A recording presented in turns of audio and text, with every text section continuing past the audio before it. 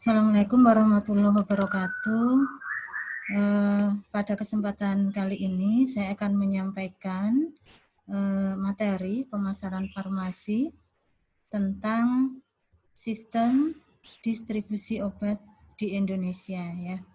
Jadi pada materi kali ini yang dimaksud dengan distribusi obat itu adalah perjalanan obat dari pabrik di mana obat itu dibuat, kemudian nanti dia akan melewati sarana-sarana distribusi, ada PBF, ada apotek, ada toko obat, ada rumah sakit, klinik, sampai pada akhirnya nanti sampai ke tangan pasien atau ke tangan konsumen.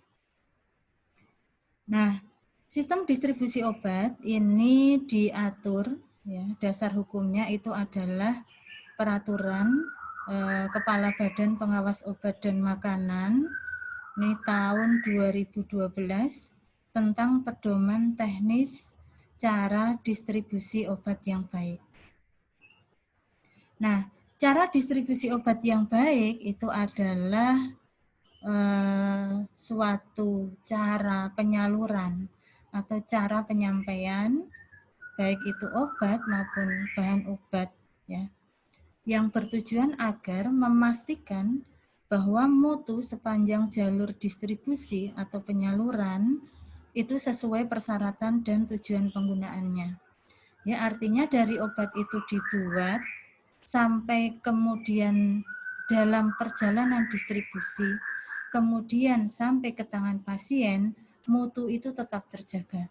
Ya, jadi ketika obat itu diterima oleh pasien, mutunya itu masih tetap sama ketika obat itu diproduksi oleh pabrik, gitu ya. Maka untuk menjaga mutu ini, maka sepanjang jalur perjalanannya itu harus dijaga, gitu ya. Ya, dijaga suhunya, dijaga stabilitasnya ya. Nah, itu tujuannya adalah agar mutunya itu tetap sesuai ketika obat itu diproduksi.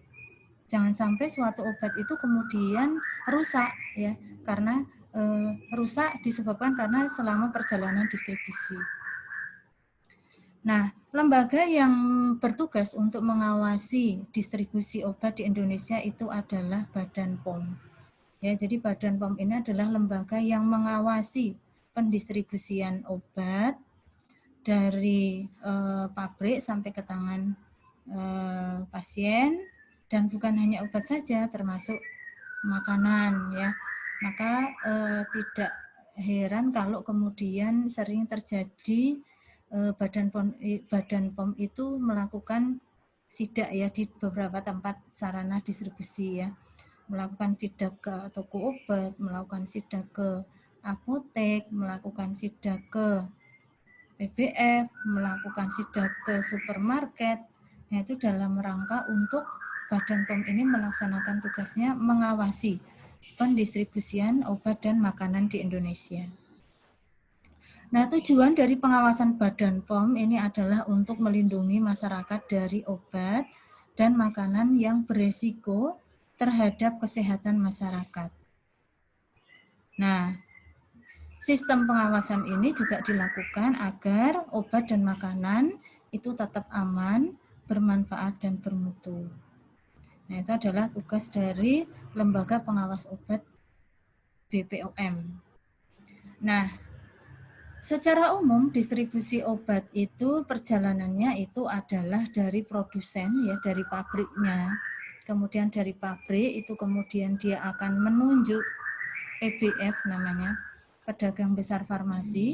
Ini adalah suatu perusahaan yang dia memang bertugas, berfungsi sebagai perpanjangan tangan dari pabrik untuk mendistribusikan produk-produk dari pabrik tersebut ke selanjutnya ke pengecer. Nah, ke pengecer ini seperti toko obat, apotek, rumah sakit. Nah, selanjutnya nanti sampai ke konsumen atau pasien. Nah, ada beberapa jalur distribusi yang khusus ya, seperti obat narkotik. Nah, obat narkotik ini tidak sembarang lembaga bisa mendistribusikan dari pabrik di mana dia dibuat, itu yang kemudian dia bisa mendistribusikan itu hanya PT Kimia Farma. Nah, itu memang sudah ditetapkan itu ya secara perundang-undangan. Jadi PT Kimia Farma itu adalah suatu PBF yang memang secara resmi ditunjuk oleh pemerintah untuk mendistribusikan obat golongan narkotik. Kemudian dari PT Kimia Farma nanti bisa ke apotek atau rumah sakit ya, atau PT Kimia Farma yang lain. Kemudian sampai nanti ke tangan pasien dengan menggunakan resep dari dokter. Itu khusus narkotik. Jadi narkotik itu bedanya dengan komoditas obat yang lain adalah bahwa hanya satu penyalur. Ya, hanya satu PBF yaitu PT Kimia Farma. Kemudian obat keras ya, distribusi obat keras itu dari pabrik, industri farmasi, kemudian ke PBF ya. Kemudian dia ke apotek atau rumah sakit, kemudian sampai ke pasien dengan menggunakan resep dokter. Nah, bedanya dengan narkotik itu adalah bahwa PBF yang membawa obat keras ini tidak harus PT Kimia Farma, tapi PBF lainnya pun bisa. Kemudian ada obat bebas terbatas, ini jalur distribusinya itu adalah dari pabrik, dari industri farmasi, kemudian ke PBF, dari PBF langsung ke apotek, rumah sakit atau toko obat berizin, kemudian ke pasien. Atau bisa juga dari pabrik, kemudian ke PBF, kemudian ke PBF lain, ya jadi biasanya itu ada namanya PBF yang maksudnya PBF yang dia skalanya nasional, itu adalah distributor yang dia itu memang ditunjuk oleh pabrik tersebut ya, pabrik tersebut untuk mendistribusikan. Nah, kalau selanjutnya dari PBF itu bisa ke PBF lain. Kalau PBF yang ditunjuk oleh pabrik itu biasanya kita sebut sebagai distributor utama dari obat tersebut ya, dari pabrik tersebut. Kemudian ada yang disebut dengan subdistributor. Jadi subdistributor itu adalah PBF lain ya, PBF yang lebih kecil, biasanya PBF yang lokal itu ya, yang dia mendapatkan obat dari PBF nasional ya, dari distributor utamanya. Nah, dari PBF lain itu kemudian ke apotek, ke rumah sakit atau ke toko obat baru ke tangan pasien. Itu kemudian untuk obat bebas ini sama seperti obat bebas terbatas ya. Jadi dari industri farmasi, kemudian ke PBF, kemudian ke apotek, rumah sakit, toko obat ya, kemudian ke pasien. Bisa juga dari pabrik, industri farmasi, ke PBF, kemudian PBF lain, kemudian apotek, rumah sakit, toko obat, baru sampai nanti ke tangan pasien. Distribusi obat tradisional juga sama seperti halnya distribusi obat bebas terbatas dan obat bebas. Kemudian ada alat kesehatan. Nah, ini alat kesehatan itu dari industri, kemudian ke PBF lain, kemudian ke apotek atau rumah sakit, kemudian sampai ke pasien.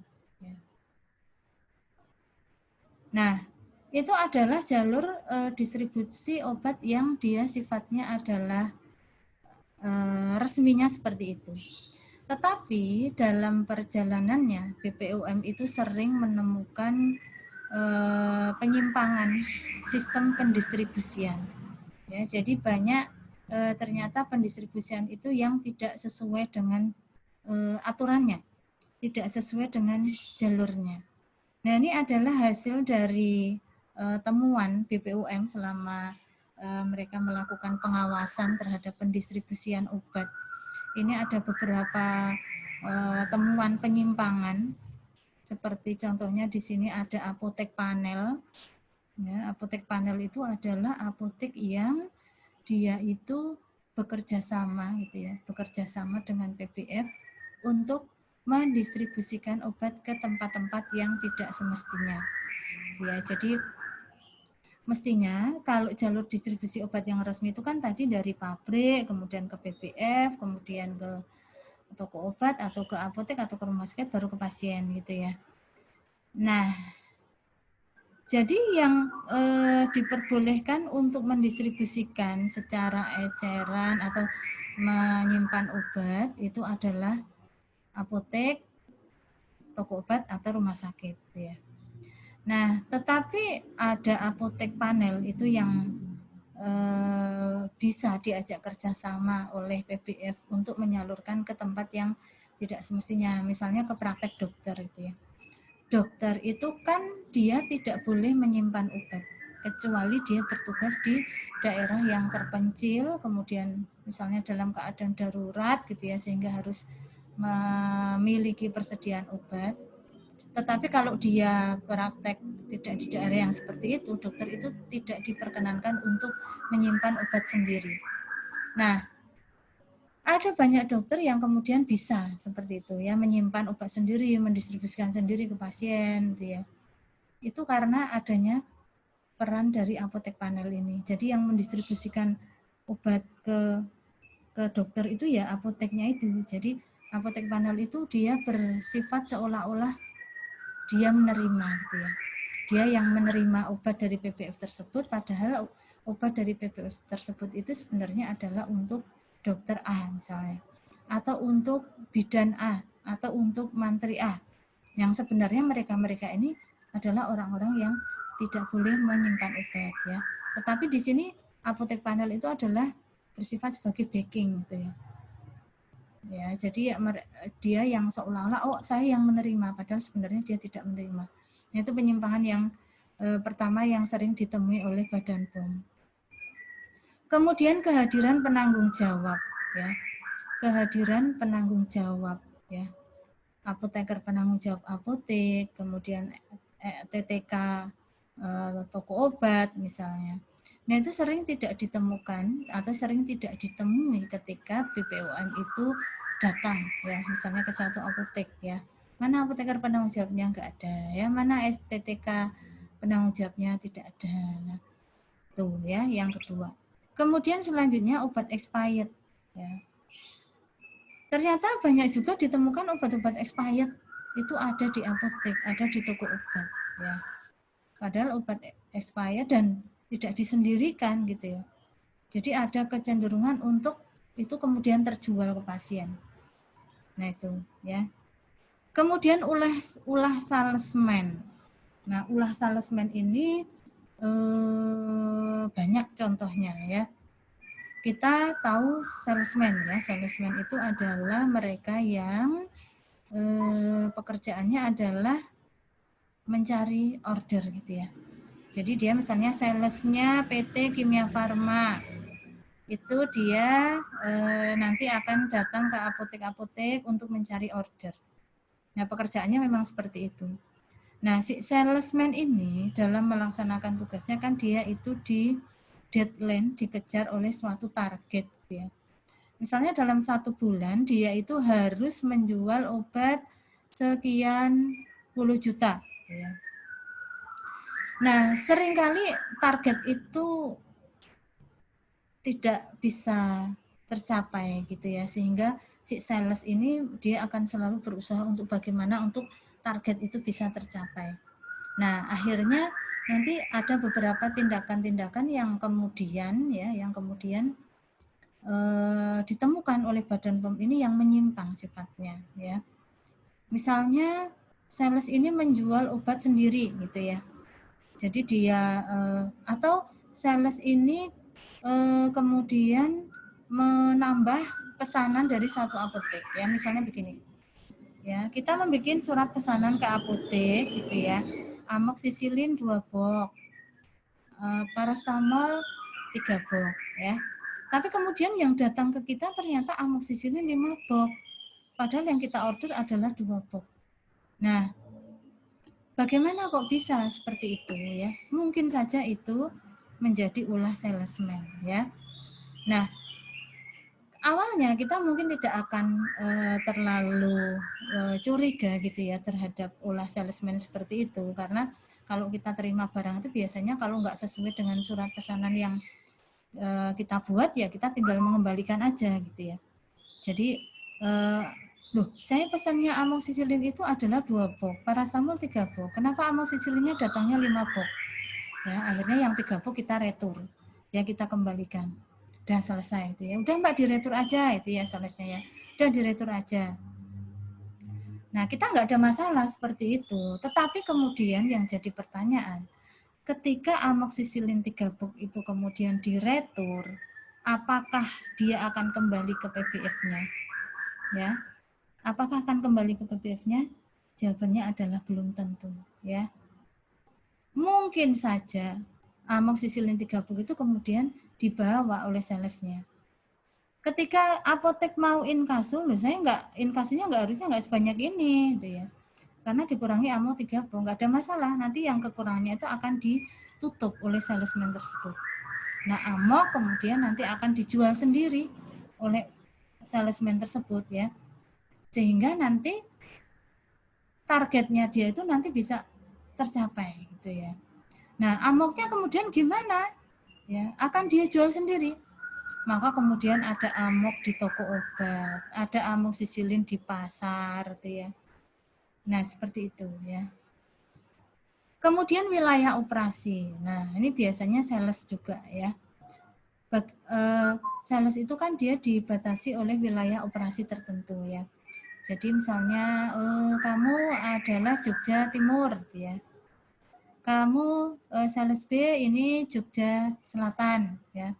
Jogja Selatan itu batasnya adalah Ring Road Selatan misalnya. Nah, salesnya rumahnya adalah misalnya Jalan Kaliurang. Ya, dia dapat wilayahnya adalah di Ring Road Selatan. Nah, sekalian dia jalan ya, maka dia kemudian mampir-mampir gitu ya. Ke daerah-daerah, ke apotek-apotek, toko obat yang sebenarnya bukan wilayahnya untuk mencari orderan. Nah, itu sudah pelanggaran wilayah.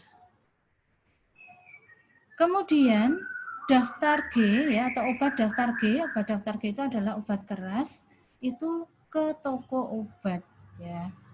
Nah, toko obat itu mestinya komoditas yang dijual itu adalah obat-obatan bebas, obat bebas terbatas, kosmetik gitu ya.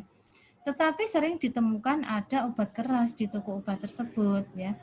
Ada amok, ada antalgin, ada asam mefenamat ya. Ini dari mana sumbernya ya? Itu tidak diperbolehkan dan itu sering kemudian ditemukan oleh Badan POM.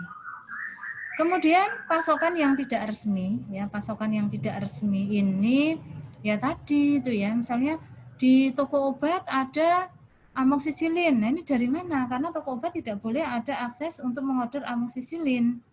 Ya dari mana? Oh, ini dari sales. Oh, ini dari freelance ya. Tidak ada faktur resminya ya. Sehingga sumber resmi ya, PBF resmi yang menyalurkan tidak ada ya. Maka ini dikatakan sebagai pasokannya adalah tidak resmi. Kemudian dokumentasinya tidak tertib ya, dokumentasi tidak tertib. Dokumentasi tidak tertib ini ya banyak sekali ditemukan ya kalau BPOM itu ke apotek gitu ya. Sering banget ditemukan misalnya kartu stoknya tidak cocok dengan keaslian obatnya. Kemudian obat-obatan yang kadaluarsa ya, tidak ada pencatatannya. Kemudian peresepan pelayanan obat resep-resep yang mengandung narkotik ya, tidak ada pencatatannya. Nah, itu sering sekali ditemukan. Nah, ke-8 hal inilah penyimpangan-penyimpangan itu sering ditemukan oleh Badan POM. Nah, ini penyimpangan yang biasa dilakukan oleh PBF yang tadi saya katakan sebagai apotek panel itu ya. Jadi apotek panel itu adalah contohnya di sini adalah PBF sebagai distributor atau subdistributor itu memakai apotek panel ya. Jadi apotek panel itu sebelumnya dia memang udah diajak kerjasama dulu gitu ya. Mbak apotek mau nggak jadi partner saya ya? Jadi panel saya untuk nanti kami akan mendistribusikan obat-obatan ke dokter X misalnya. Untuk nanti saya akan mendistribusikan obat-obatan atau vaksin ke bidan A ya, atau injeksi ke mantri A gitu ya. Nanti apotek akan dapat bonus gitu ya. Nanti bonusnya itu dari faktur sekian berapa ya? Misalnya pokoknya dari total faktur itu nanti akan dapat misalnya 5%. Nah, apotek nggak usah ngapa-ngapain, jadi apoteknya nggak ngapa-ngapain, ini tahu-tahu dapat 5%. Bahkan mungkin dia pun tidak tahu obat itu didistribusikan kemana oleh PBF tersebut. Ya. Yang jelas dari setiap transaksi yang dilakukan oleh PBF ke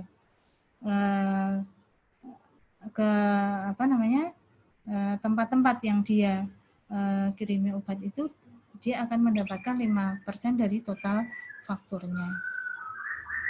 Nah, jadi yang namanya apotek panel itu adalah dia sifatnya memanipulasi penerima obat yang tidak berhak, ya, yang seharusnya dia itu tidak berhak menerima, yaitu dengan cara dia mengaku bahwa seolah-olah saya yang menerima. Jadi faktur penerimaan faktur barangnya itu yang tanda tangan itu adalah apotek panel tersebut ya. Tanda tangan, cap dan sebagainya ya, dia berperan seolah-olah saya yang menerima ya. Itu namanya pemutihan gitu ya. Jadi bersifat seolah-olah saya yang menerima padahal sebenarnya tidak gitu ya. Nah, cara yang lazim dilakukan adalah ya bahwa seolah-olah mengirim obat ke outlet X atau itu misalnya apotek X gitu ya. Tetapi sebenarnya obatnya itu dikirim ke outlet Y ya. Misalnya dokter atau toko obat ya. Toko obat ya. Kalau toko obat itu untuk misalnya obat-obatan yang keras yang harusnya tidak ada di toko obat itu loh. Ya, kenapa kok bisa ada? Nah, di situ mungkin peran apotek panel itu juga bisa ya. Kemudian salesman dengan sengaja mengirim pesanan yang salah berupa jumlah obat yang lebih banyak dari yang dipesan apotek atau obat yang tidak dipesan oleh apotek. Nah, ini tadi saya sampaikan ya di penyimpangan ya, salesman itu berulah ya dengan sengaja mengirim pesanan obat yang salah jumlahnya. Salah jumlahnya itu mesti lebih banyak gitu ya. Harusnya pesan 2 dikirim 3. Harusnya tidak pesan tapi dikirim gitu ya. Kemudian otomatis apotek itu nanti yang menerima pasti akan mengembalikan ya, obat-obat yang dikembalikan apotek itu ya biasanya nanti akan dibayar secara tunai oleh salesman. Ya, jadi nggak apa-apa Mbak, ini nanti kelebihannya saya yang bayar gitu ya, atau kemudian dia langsung bayar di apoteknya itu ya. Nah, ini memang dalam rangka memang sales tuh gimana ya? Dia juga dikejar deadline itu seringkali melakukan hal yang demikian gitu ya.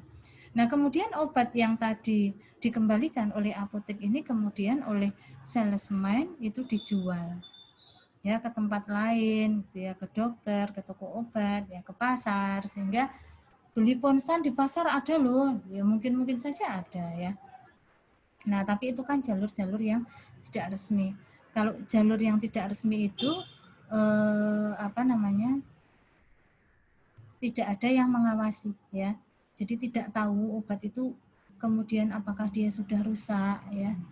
Karena sepanjang perjalanannya kan namanya juga tidak resmi ya, tidak diawasi oleh orang-orang yang punya kewenangan gitu ya. Jadi tidak tahu bagaimana penyimpanan, bagaimana harus pendistribusian, sehingga mungkin saja obat tersebut itu memang sudah berkurang kualitasnya atau memang obatnya itu memang palsu gitu ya, memang bukan dari jalur yang resmi, dibuat oleh lembaga yang tidak resmi, yaitu itu bisa aja seperti itu ya.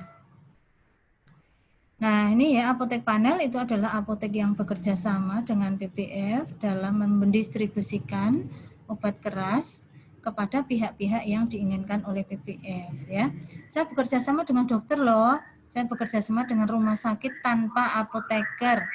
Rumah sakit tanpa apoteker itu rumah sakit yang dia tidak boleh melakukan order obat sendiri ya. Poliklinik atau klinik tanpa apoteker ini juga tidak boleh menyimpan obat sendiri. Para medis ya, bidan, mantri, perawat ya. Itu mereka orang-orang yang tidak diperbolehkan untuk menyimpan obat. Toko obat ya. Perorangan atau freelance dijual sendiri itu ya. Nah, ini adalah pihak-pihak yang sebenarnya tidak diperbolehkan untuk mendistribusikan obat ya, menyimpan obat juga. Nah, apotek panel itu ada beberapa tipe ya, ada tipe 1, 2, 3 dan 4 ya. Apotek panel tipe 1 ini adalah apotek panel yang sistemnya adalah MR ya. MR itu adalah medical representative ya. Medical representative itu adalah orang-orang yang bekerja di suatu perusahaan farmasi yang tugasnya dia adalah sebagai perwakilan dari perusahaan tersebut ya, yang sebenarnya tugasnya itu adalah untuk memperkenalkan produk-produk pabrik ya. Jadi maka seringkali rep ya, med rep atau sering kita menyebutnya sebagai rep itu dia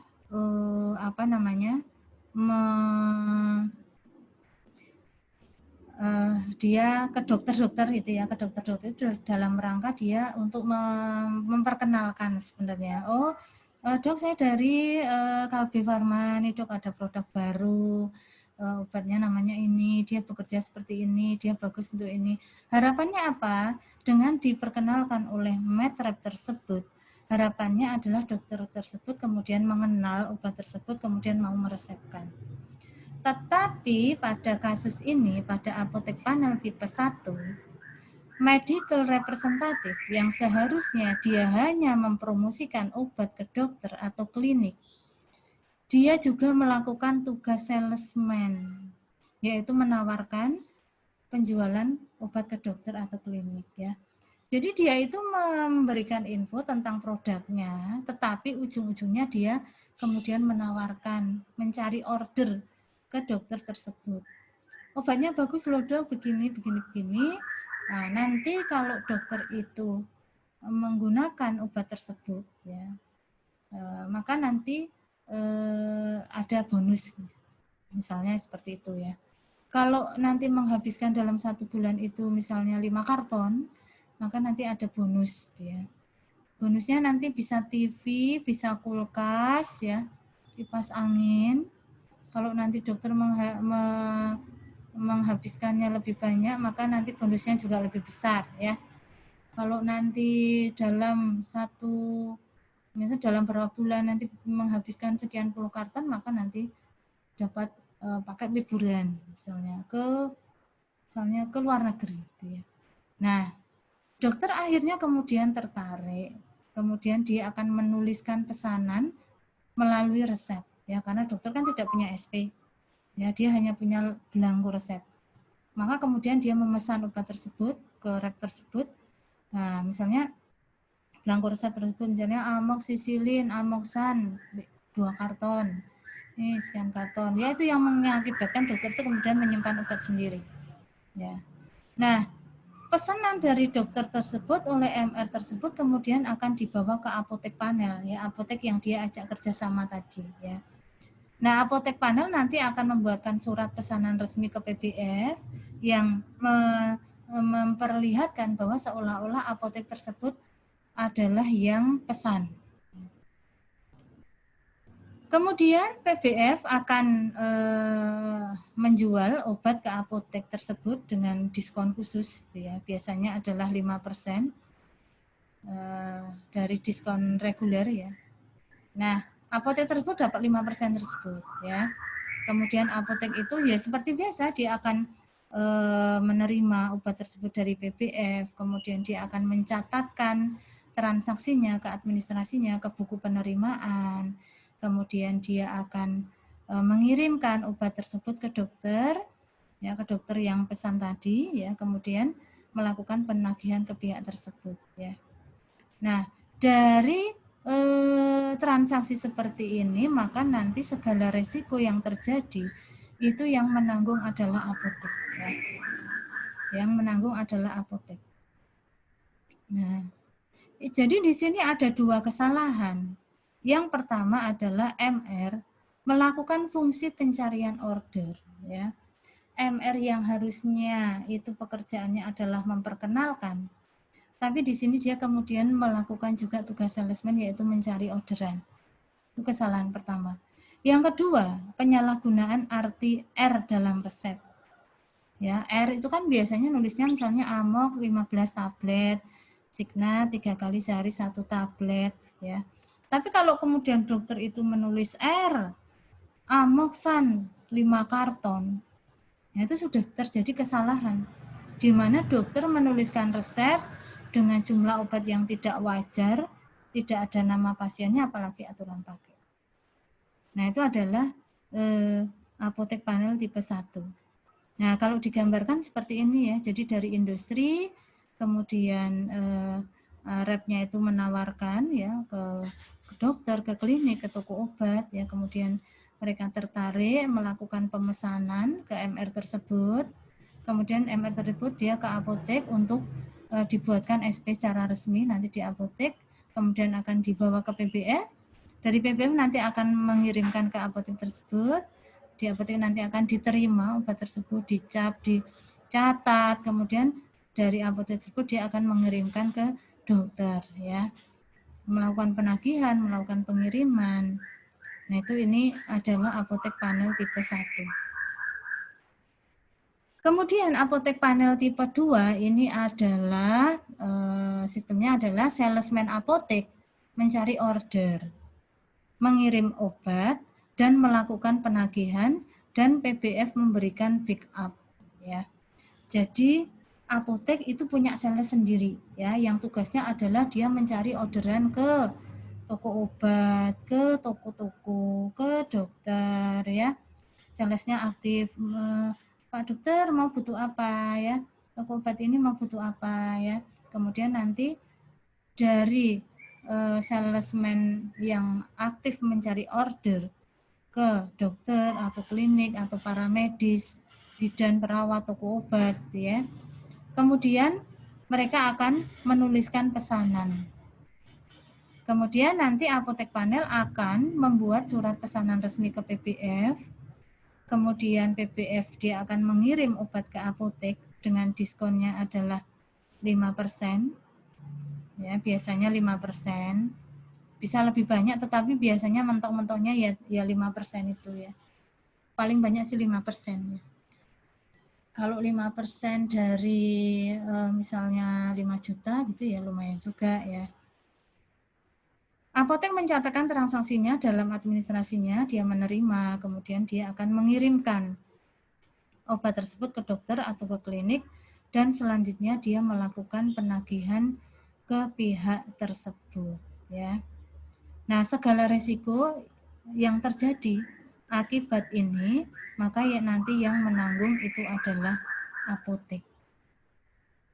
Nah, itu adalah apotek tipe panel tipe 2 ya. Kalau digambarkan ya seperti ini ya. Jadi dari apotek ya pertama akan melakukan penawaran, jadi punya sales sendiri ke dokter, ke klinik ya.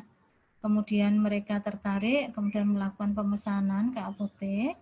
Kemudian apotek memesan ke PBF, dari PBF nanti dikirim ke apotek lagi, di sini nanti dicatat, diterima, dan seterusnya dibuatkan faktur untuk dokter, seolah-olah apotek tersebut yang menerima. Kemudian dari apotek tersebut mengirim ke dokter tersebut dan melakukan penagihan. Nah, tipe 2 ya. Tipe 3 ini adalah di mana MR pabrik mencari order. Ya, jadi MR pabrik mencari order, repnya pabrik mencari order, PBF mengambil alih tugas apotek dalam mengirim dan melakukan penagihan. Apoteknya pasif. Ya. Jadi di sini itu Sistemnya itu adalah bahwa rep tadi ya, mencari order tadi ya ke dokter-dokter gitu ya. Nah, ke dokter-dokter kalau yang tipe pertama tadi kan kemudian repnya itu setelah dia melakukan penawaran, dokter ada pemesanan kan dibawa ke apotek. Yang tipe pertama dibawa ke apotek, kemudian apotek yang membuatkan SP. Nah, tapi di sini pada tipe ketiga itu ya blanko SP, blanko faktur penjualan apotek, cap apotek itu semuanya sudah diserahkan ke PBF. Ya, sehingga apotek tidak perlu ngapa-ngapain. Tahu-tahu mereka dapat fee ya, yang biasanya antara 2 sampai 2,5%. Nggak ngapa-ngapain, nggak tahu yang dikirimi siapa juga nggak tahu. Ya, karena yang kemudian tugasnya apotek itu sudah diambil alih ya. Ketika MR itu mencari order, ya kemudian dia menyampaikannya langsung ke PBF. PBF nanti sudah akan membuat SP karena dia sudah punya SP-nya, blanko SP-nya apotek ya. Dia membuat SP sendiri, dicap sendiri, kemudian dikirim ke pemesannya sendiri ya. Sudah secara administrasi sudah resmi bahwa seolah-olah ada apotek yang menerima. Ya, bahwa padahal sesungguhnya tidak, apotek pun malah tidak tahu kemana obat itu kemudian didistribusikan oleh PBF tersebut. Nah itu ya, tinggal diem aja sudah dapat nanti sampai 2,5% dari seluruh total transaksi yang ada. Nah ini kalau digambarkan seperti ini ya, jadi industri farmasi ini MR-nya ini mencari order ke toko obat, ke dokter, ke klinik, kemudian kalau tertarik mereka melakukan pemesanan. Nah, pemesanannya tidak dibawa ke apotek tapi langsung ke PBF ya. Kenapa? Karena di sini ngapain harus ke apotek? Orang SP-nya aja sudah ada di PBF, faktur apotek sudah ada di PBF, cap atau stempel apotek sudah ada di PBF ya. Sehingga semua pekerjaannya diambil alih oleh PBF. Kemudian obatnya itu yang jelas ya obat-obat yang tidak boleh gitu ya, obat keras itu bisa sampai kemudian ada di toko obat, ada di klinik, ada di dokter. Itu yang tipe ketiga. Nah, kemudian apotek panel tipe keempat ya, di mana di sini sistemnya itu adalah MR pabrik, ya, jadi medical representative mencari order. PBF mengambil alih sebagian tugas apotek dalam mengirim obat dan melakukan penagihan. Ya, jadi di sini PBF itu mengambil alih tugas apotek tapi beda dengan tipe 3. Kalau tipe 3 itu mengambil alih semua tugas apotek, tapi di tipe 4 ini PBF itu mengambil alih sebagian tugas dari apotek ya. Nah, jadi apotek itu di tipe 4 ini menyerahkan belangko surat pesanan dan faktur penjualan apotek pada PBF kecuali stempel. Kalau tadi di tipe ketiga itu plus stempelnya, tapi kalau di tipe 4 stempelnya masih ditinggal di apotek ya. Kemudian medical representative yang seharusnya hanya mempromosikan obat ke dokter melakukan juga tugas salesman, yaitu menawarkan penjualan obat ke dokter atau klinik. Kemudian dokter akan menuliskan pesanan melalui resep, kemudian dia akan menyerahkan resep pesanan dokter itu ke PBF. Kemudian PBF menyelesaikan administrasi transaksi seolah-olah pesanan datang dari apotek. Berkas administrasi dibawa ke apotek setelah itu ya. Nah, untuk apa? Untuk dibubuhkan stempel pada surat pesanan, pada faktur penjualan PBF, dan pada faktur penjualan apotek ke dokter. Faktur penjualan PBF diserahkan kepada apotek sebagai bukti dia sudah menerima barang tersebut ya. Jadi itu bedanya dengan tipe 3. Kalau tipe 4 ini masih ada urusannya dengan apotek ya. Jadi masih dari PBF itu masih ke apotek untuk meminta pengesahan berupa cap ya. Sehingga setidaknya apotek itu tahulah gitu ya yang dipesan apa, kemudian dikirim kemana itu ya, jumlahnya, jenis obatnya apa saja itu tahu, karena ketika ngecap itu kan dia pasti memperhatikan yang dicap kan ya. Nah, itu masih mending dibanding tipe ketiga. PBF kemudian menyerahkan faktur penjualan ke apotek ya, yang memberikan kesan apotek sebagai pihak pembeli ya, walaupun apotek hanya sebagai tempat lewat saja gitu ya. Obatnya tidak dia pakai, tapi sudah kemudian didistribusikan ke pihak-pihak yang bekerja sama dengan PBF tersebut.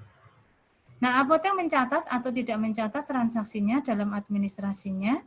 Kemudian PBF mengirimkan obat ke dokter atau klinik dengan memakai faktur penjualan apotek, dan selanjutnya PBF melakukan penagihan ke pihak tersebut ya.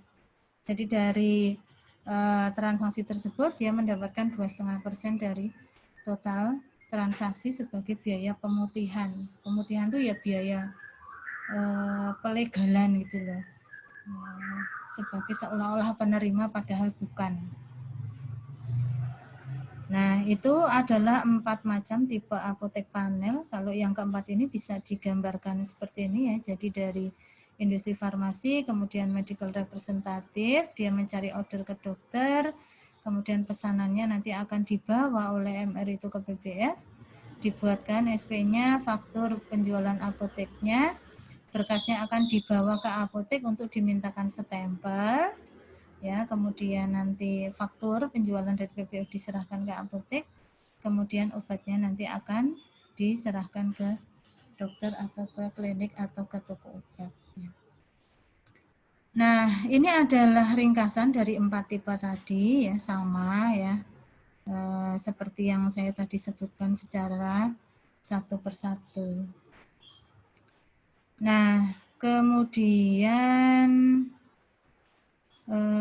ini adalah kuliah tentang sistem distribusi obat ya.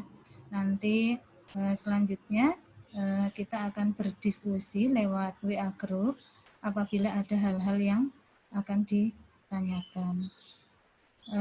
Sekian untuk kuliah sistem distribusi obat. Terima kasih atas perhatiannya. Assalamualaikum warahmatullahi wabarakatuh.